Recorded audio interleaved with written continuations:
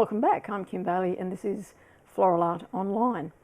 This video is part of a series of videos that we're putting together to help competitors, particularly our member online competitors, think about how to interpret a class title. It's probably one of the areas where we vary as competitors very much from judges, and we learn over the years how very different our interpretations might be.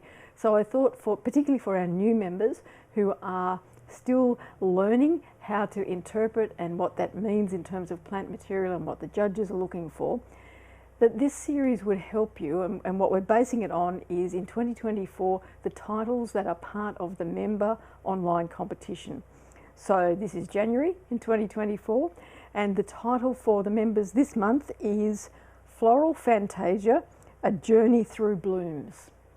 Now, a number of things that the title suggests to me as soon as I see it, and I have to be mindful of the fact that I have been doing it for a long time, and so I'll jump in and I'll think about what I might do in terms of material I've already got, or what the title means to me in terms of the memories that it triggers. If that doesn't trigger any memories or any ideas, then I'll go to books, dictionary, encyclopedias, not so much floral design books, as I'm looking for interpretations that I can then retell in plant material. So first of all, we have to emphasize that all floral designs are judged on the basis of the elements and principles of design. Now, these elements and principles go across the board of any kind of design, not just floral art, and so they're very similar in terms of architecture and art and photography and any other art form or design form. So in terms of the elements, it's space, line, form, pattern, texture and colour. So bearing in mind that we're talking about Floral Fantasia, A Journey Through Blooms, I would think that we need to have space in the design. There needs to be a line that is the journey through your design. The form would be the form of the plant material that you're using, and that there's some coherence, some repetition and some variation in the form. The pattern of placements, the pattern of the plant material shapes, the texture, so a variety of textures in your design, and the colour, which again should reflect the fact that we're talking about a journey through blooms. So I'm going to talk about those words a little bit later, but I want to talk about these principles and elements first of all. So the principles of, so they're the elements of design. The principles of design are balance, so that it is visually balanced, your design. The dominance, so is there one colour that's dominant, one line that's dominant? What is the dominant feature of that design? Contrast, so again, that's something that we can do with colour and with texture and with form, have a contrast within the design. Not blatant, not shouting out at you, but that there is a definite contrast in one of those elements of the design. Rhythm, so rhythm is that our eye travels through the design, and particularly with this title where we're talking about a journey through blooms, we want to know that our eye is going to travel through a journey in that framework of a floral fantasia. Proportion and scale, two areas that get a little bit confused. They are related to one another.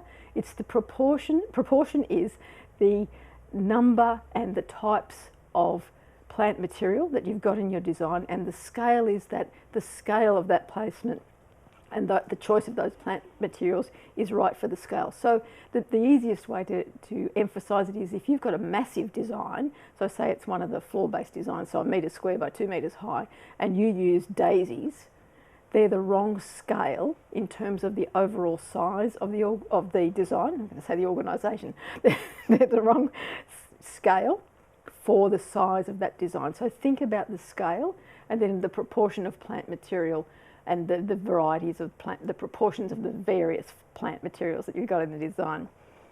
Unity and harmony is the last one. So that comes back a little bit, in my mind it always comes back a bit to rhythm, that the design as a whole looks like it's unified and it's harmonious.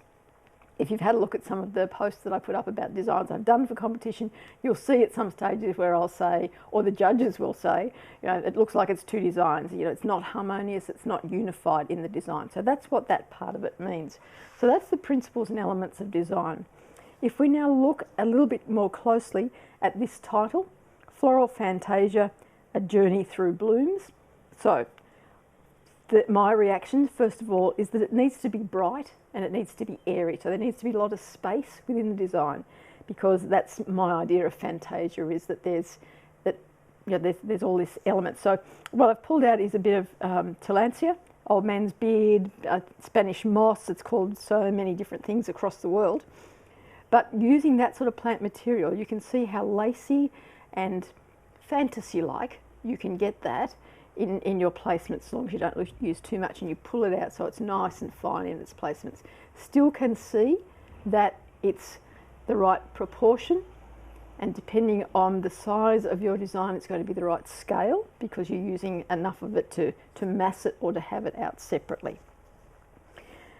So the other thing that I thought about including was that somewhere in the design there should be a hint of the unknown, or something that draws your eye in, so that you're expecting that it's going to be one thing, but then when you look a bit closer it goes a bit deeper, and so that's important to have that depth of design.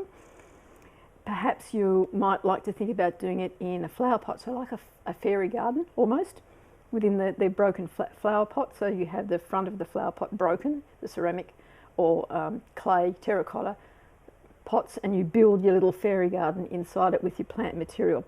And that could have steps or a path, and that's going to give you the journey through the blooms. But what you have to watch with that is the scale and the proportion of the plant material to the whole design. Emphasising making the eye travel through the design for its journey, because we've got journey in the title. So things in the words in the title that we have to remember and focus on: Floral Fantasia, Journey, Blooms. So the last part about using the blooms, that means that we should be using flowers or flower shapes. So perhaps you're very adept at making flowers out of corn husks or out of petals, or not petals so much as leaves. If it's autumn or fall when you're listening to this, then perhaps you've gathered lots of beautifully coloured leaves and you can actually make roses out of those. So it's still a bloom, because the shape and the idea of it is a bloom, but it's not a flower bloom, because it doesn't say flower blooms, it says Floral Fantasia. So you're going to have to include some flowers, but you might have something that is more blooming that is not necessarily the flowers. And I know that's getting a bit technical and a bit obscure, but it's just something to layer your design with, to think about in terms of making your design a little bit different to the straight interpretation that might be coming through.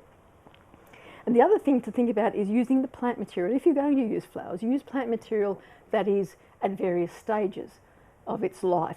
So I've grabbed some eucomas, some pineapple, we know it as pineapple lily here. Not perfect stems. I love working with them because they give you this wonderful shape. But you can see how that would work as a journey through the bloom, because it's a curved shape. It's also giving me a little bit of space in the placements. Unfortunately, all of these are fully bloomed. I was hoping to find ones that I'd picked yesterday that, see, look at that one. That's a bit of a journey.